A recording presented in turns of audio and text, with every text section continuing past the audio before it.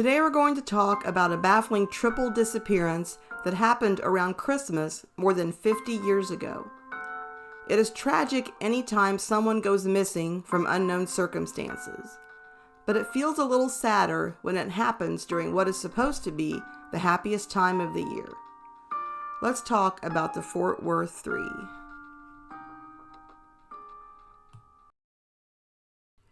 It was Monday, December 23rd, 1974, and Rachel Trelisa, age 17, wanted to go Christmas shopping. She first asked her sister Deborah Arnold, but she declined. She then asked her friend Renee Wilson, age 14, if she wanted to go, and she agreed. Renee wanted her boyfriend Terry Mosley to go with them, but he also declined. That morning, Renee was at her grandmother's house, and her boyfriend Terry Mosley's home was right across the street.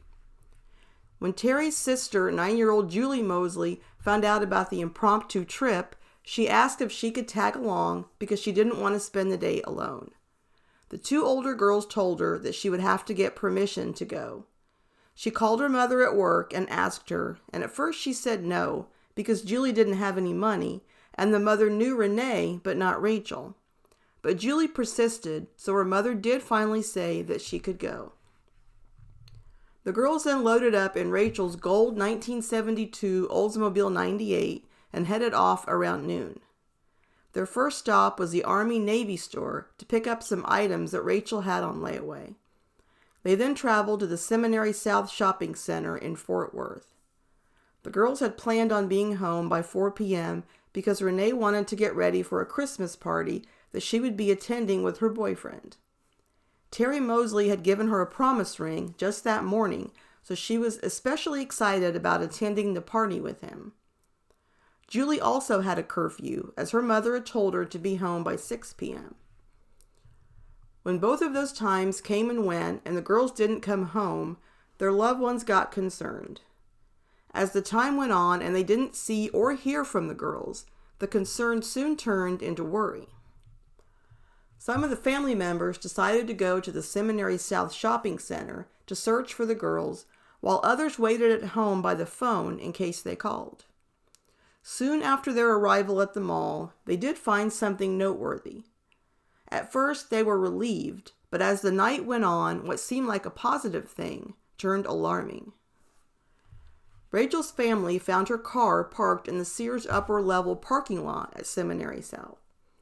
There was nothing out of the ordinary found in or around it. At first, since there was a wrapped Christmas gift found inside, it was thought that the girls had made it back to their car. However, it was subsequently revealed that it was only one wrapped Christmas gift in the backseat floorboard that Rachel's grandmother had given to her for her stepson Sean.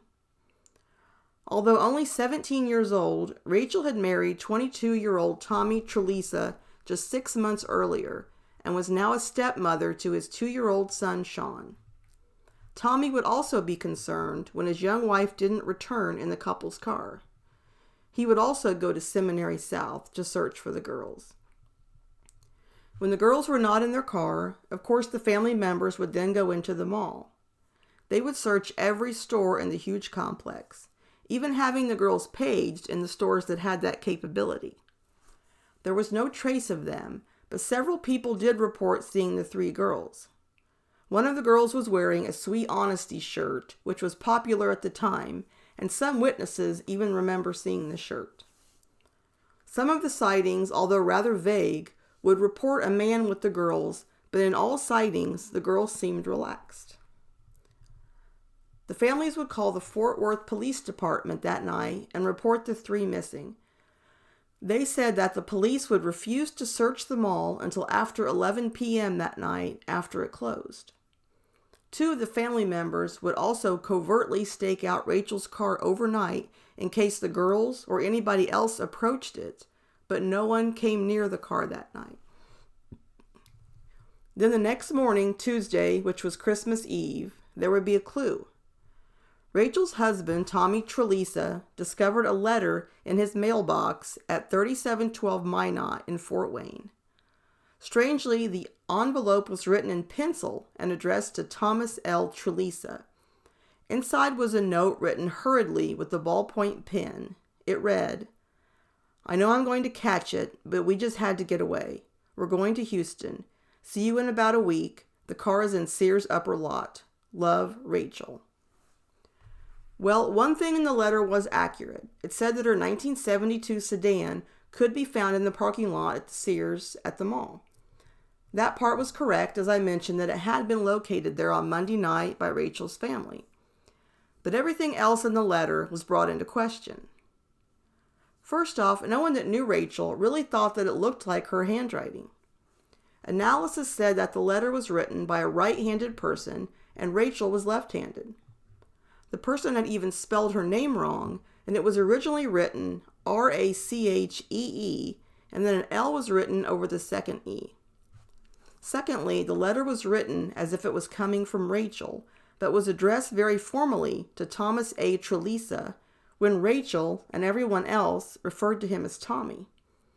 It was also strange that the letter got there so quickly. It was less than 24 hours after the girls were missing. The envelope did have a local postmark, and it was from that morning.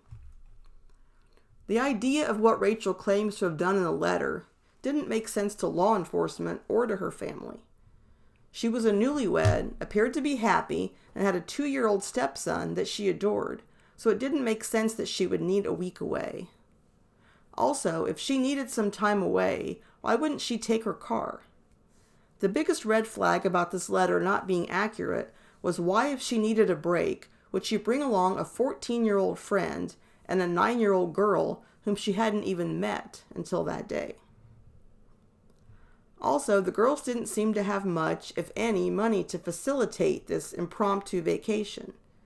It's crazy to think that 3 girls would impulsively decide to spend a week in a town 4 hours away, but before leaving would leave their car behind. As I mentioned, there were many supposed sightings of the girls that night, although some of them weren't reported right away. None of these sightings could be verified, however, but I will talk about a few of them that I found interesting. Around the girls' disappearance, a store clerk told the police that a woman mentioned to her that she'd seen the 3 girls at the mall that day.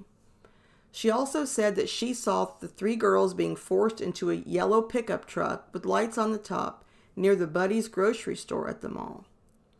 However, the witness could never be located, and therefore the story was not able to be checked out. A man would come forward 7 years after the disappearance to say that he had been in the parking lot that day and watched a man force a girl into a van. The man in the van told him that it was a family dispute and to stay out of it. Tips would trickle in, and in early 1975, a young man who was an acquaintance of Rachel's would come forward. He said that he saw the 3 girls in the record store at the mall just before they disappeared. He said that he and Rachel even spoke briefly, and that another person appeared to be with them. The description was rather vague, and it was reportedly a tall man with dark hair. The families were frustrated with the police's investigation and their belief that the 3 girls might have run away, so they hired P.I. John Swaim. He would be very proactive in investigating this case for the next few years. Swaim was an in-your-face type of aggressive person that you either loved or hated. Most hated. He was thought to have dirt on a lot of people in Fort Worth. He was able to get more attention for the case. However, it wasn't enough to further the investigation much on the missing trio. John Swaim would learn something interesting in his investigation. It was detailed in an August 1975 article of the Fort Worth Star-Telegram.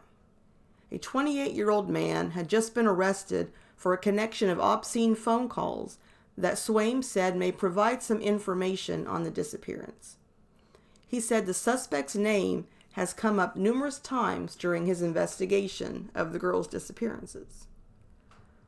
The suspect worked at a store in South Fort Worth where Rachel Trelisa had applied for a job shortly before her disappearance. According to Swaim, the man was using his position at the store to obtain the names and phone numbers of girls who had applied for the jobs or were listed as references. The PI had been able to establish that at least 6 women who applied for jobs at the store had been receiving obscene phone calls on a regular basis. He said that the man lived in the same neighborhood as Rachel Trelisa's parents, but had moved shortly before she got married. He also drove a car fitting the description of a car seen parked near the Trelisa residence on the day of the disappearance. The possible suspect was just one of many who would be mentioned with the disappearance over the years. In 1979, after reportedly binging on whiskey and Quaaludes, Swain was found dead of a drug overdose that was subsequently labeled an accidental death. But surprisingly, Swain had a wish that he wanted fulfilled in the event of his death. He wanted all of his files on all of the cases that he's worked on, including the Fort Worth 3, destroyed. So they were. If there was anything in that file that might hold a clue as to what happened to the girls, it was now gone forever. Then in 1999, Dan James would volunteer his services to work as a private investigator. He would work closely with Rusty Arnold, Rachel Trelisa's brother. They pushed forward an interesting theory and possible suspect in this case, and who it was rather surprising. Rusty Arnold was now suspicious of his other sister, Deborah Arnold. She was close to her sister Rachel at the time of her disappearance, but she also had a surprising connection to Rachel's husband of 6 months, Tommy Trelisa. Deborah Arnold, 19, had actually dated Tommy first. In fact, they were even engaged briefly. It isn't mentioned whether Tommy and Rachel's coupling came directly after Deborah and Tommy were together, but this story gets a little more convoluted. At the time of Rachel Trelisa's disappearance, Deborah Arnold was actually living with Tommy and Rachel. I'm unsure exactly how long, but reports say that Deborah had an argument with the boyfriend whom she was living with and moved out and in with the Trelisas. Deborah Arnold has downplayed that there was any sort of a love triangle between the three. She said that the engagement with Tommy was a fluke and she didn't have a problem with her sister marrying her ex-fiancé. Deborah Arnold had initially helped search for her sister, but hadn't spoken publicly in the subsequent years. She would, however, give an interview in the January 2000 edition of the Fort Worth Star-Telegram. She talked about the bad choices that she's made in her life and her struggles because of them. Speaking about her missing sister, she did mention that Rachel and her had a special bond. They were both terrified of their father, who had a hot temper. He was also sick with cancer when the trio vanished and would die the next summer. She said that of all the terrible things that she'd been through in her life, having her sister disappear is at the top of the list. As far as her brother Rusty thinking that she was involved in the disappearance, she knows that her brother now blames her and thought that she wrote the mystery letter. She states that she did not write it. She does not know what happened to her sister and the 2 other girls. She said the only thing she can think of as a possibility for their disappearance is white slavery. Relatives of the missing girls, after reading Deborah's interview in the newspaper, were annoyed at some things that she said in her interview. 2 days later, they would publish this response to Deborah in an open letter in the Fort Worth Star. It read, "Dear Deborah, we read your statement in the Fort Worth Star-Telegram on January 9th, 2000. You indicated that you have nothing to hide. If your statement is true, we beg and plead with you to fully cooperate with the Fort Worth Police Department and the FBI. Please complete the polygraph testing and answer all questions. Deborah, please keep in mind, you also have a sister missing. Signed, Rusty Arnold, Rayanne Mosley, Richard and Judy Wilson." In January of 2001, the Fort Worth Police Department would officially reopen the investigation. They said that around 20 witnesses who saw the girls that night had come forward. He also said that they had sent over 150 letters to coroners in 5 states concerning remains found that could have been the girls. None of them turned out to be. They also said that they had narrowed the list of suspects down to 5, but wouldn't say who they were. Then in 2001, 25 years after the girls vanished, a man named Bill Hutchins would come forward. Hutchins was a former Fort Worth police officer and at the time of the disappearance worked as a security guard at the Seminary South Sears outlet, which is in the parking lot where their car was found. He said that he saw the 3 girls in a truck with a security guard on the night they disappeared. He also said that he had a verbal altercation with the security guard, although it wasn't reported what it was about, but insisted that he soon apologized and they all had a laugh about it before the man and the 3 females left in the truck. Hutchins used to be a police officer for Fort Worth before leaving to be the head of security at Seminary South. Hutchins also claims that he did call the sighting in shortly after the disappearance and left a message with the secretary there, but never got a call back. Although so much time had passed, it is reported that the police were able to track down the security guard that Hutchins mentioned and interviewed him. The security guard in question was adamant that he had not been with the girls that night. It is not known whether Hutchins' sighting was credible, however, so it turned out to be yet another false lead. There have been several people mentioned as possible suspects in the girls' disappearance. There doesn't appear to be a clear one that stands out.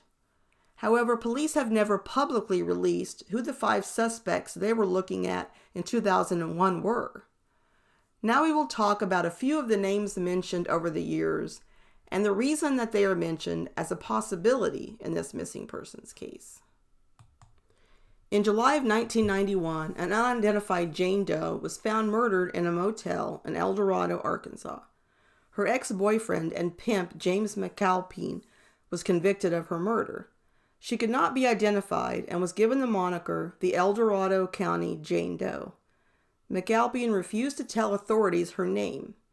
He would say that she grew up with the 3 girls who disappeared from Fort Worth. He also claimed that he had seen the missing girls after they disappeared and they were being held as sex slaves. He even said that Julie Mosley died while giving birth. McAlpine needed someone to give him $4,000 and then he would tell all that he knew. However, police did not believe his story in the least. The El Dorado County Jane Doe would finally be identified in 2022. However, her family asked that her last name not be released, so her first name was revealed as Kelly. James DeBartoleden had also been mentioned with this disappearance. He was dubbed the mall passer for passing counterfeit bills in malls, but he's also a suspected serial killer. Police label him a sexual sadist, and in his possession was discovered horrific pictures and audio of victims during their assaults and murders. He lived with his parents in Fort Worth at the time of their disappearance, which, according to Rusty Arnold, was only a half-mile from where Rachel Trelisa lived. Also, DeBartoleden was known on occasion to dress like authority figures in order to abduct his victims. He died in prison in 2011. Edward Harold Bell would confess to the triple murder, but of course he's confessed to many crimes that he isn't believed to have committed. Lloyd Welch is also sometimes mentioned. He was arrested in 2015 and convicted in 2017 for the murder of the Lyon sisters, who were abducted in 1975 while walking home from a Wheaton, Maryland mall. In addition to abducting girls from a mall, Welch also used to work at pop-up carnivals, which were often set up in mall parking lots. He was known to be in Austin, Texas in 1974, which is about 3 hours from Fort Worth. Considering what a bizarre and rare type of disappearance this is, 3 people vanishing seemingly in a mall full of people, there isn't a lot of coverage out there. However, there are some good podcast episodes that I want to mention. My friends Robin Warder and Stephen Pacheco have each done well-researched podcast episodes about this case on their shows The Trail Went Cold and Trace Evidence. The Gone Cold podcast has also done a well-researched deep dive on this case and have released 7 episodes on it, and it has interviews with some of the family members on there as well. So definitely check out those 3 podcasts to learn even more about this case. As far as my thoughts, although this is such a mysterious case as to what actually happened, I definitely think that the girls were abducted that night. Considering the mall was no doubt packed, being in a big city and so close to Christmas, I do think that it was someone they either knew or someone posing as a cop or security guard that the girls had put some level of trust in. I think if someone posed a weapon or tried to grab the girls first, it would have been tough with 3 of them, and second, I think that someone would have witnessed that type of scene.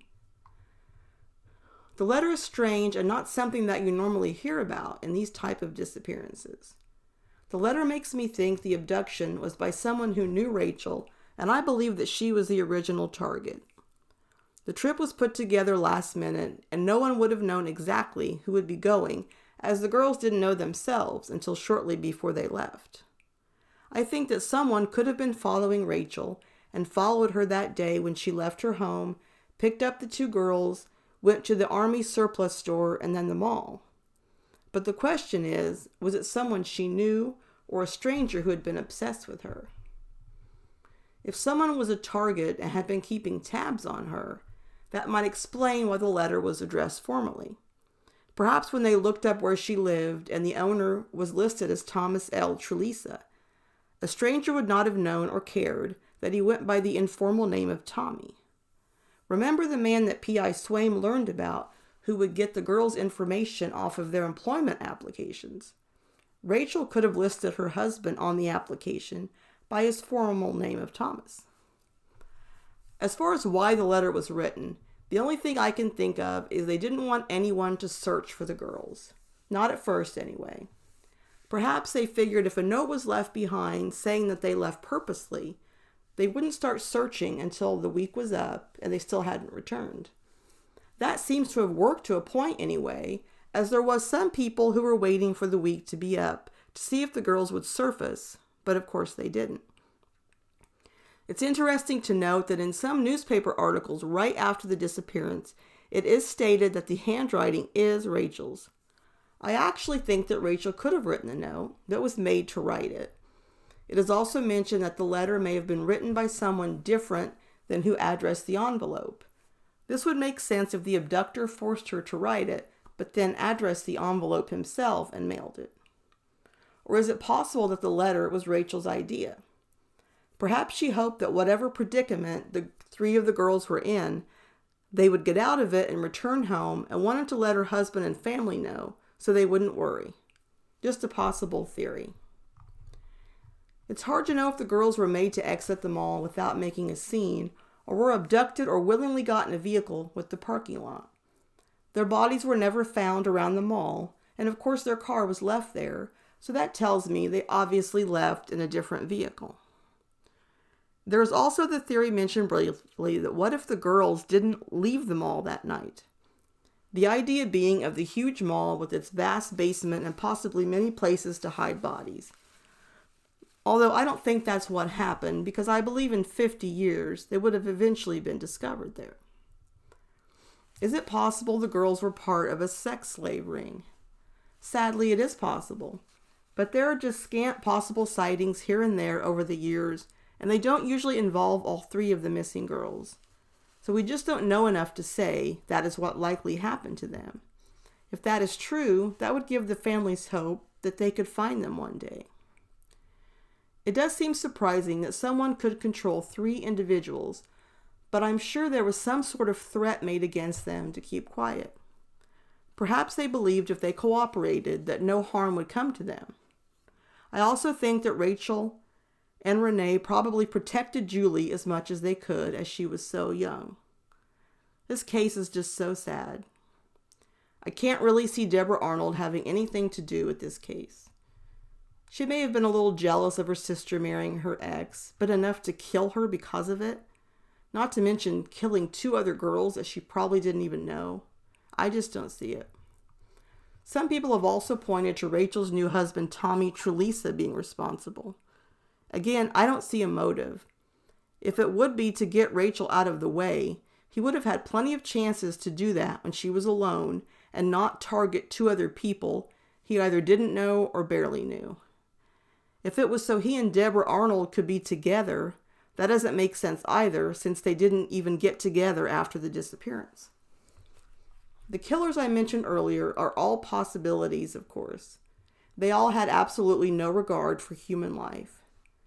The fact that someone was able to abduct and, if murdered, dispose of 3 bodies so well that they still haven't been found over 50 years later could be the work of someone experienced in this type of crime. So there is no clear-cut answer, but ultimately I believe that this crime was committed by either someone who knew Rachel or posed as someone trustworthy or someone with a past history of this type of crime. The families of the 3 girls have never given up on finding them. Some have now passed away, but the ones that remain are just as dedicated as ever to finding answers to what happened to their loved ones. Instead of having a wonderful Christmas celebration that they all had planned for in 1974, they had to endure this holiday heartbreak.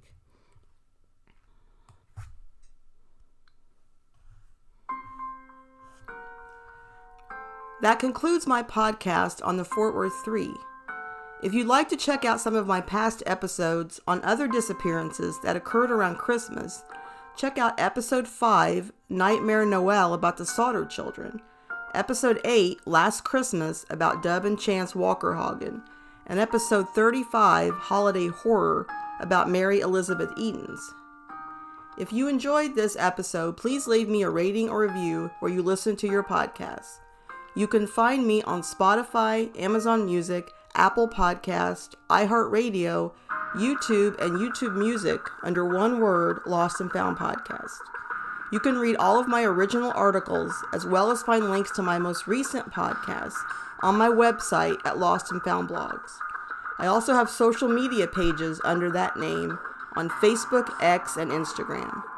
You can reach me via email at lostandfoundpodcast@yahoo.